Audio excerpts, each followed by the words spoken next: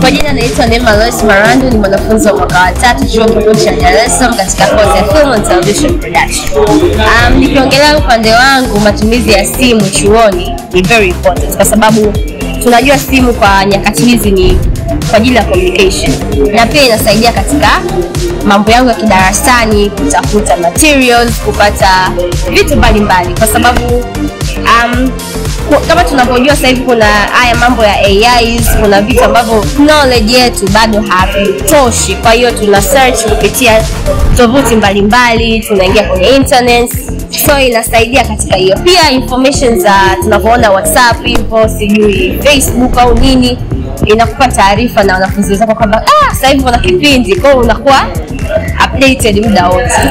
Cha kwanza kwenye materials, kwa sababu ufikiriaji wangu ni tofauti na ambao nikipata kutoka sehemu mbalimbali, kwa sababu unapopata information kupitia kwenye tovuti mbalimbali unachukua akili nyingi na kufa knowledge zaidi.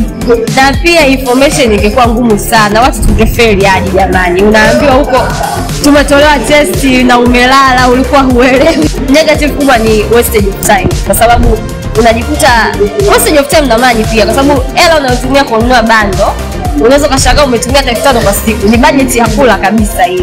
Inakuwa mara nyingi ni kama sijui niseme ndio mfulu, yani ni mkumbo uliopo kwa sasa hivi kwamba iPhone is brand. Ukionekana na iPhone wewe una hela, ukionekana na iPhone labda ndio hivyo kamera nzuri, unaweza ku take picture vizuri.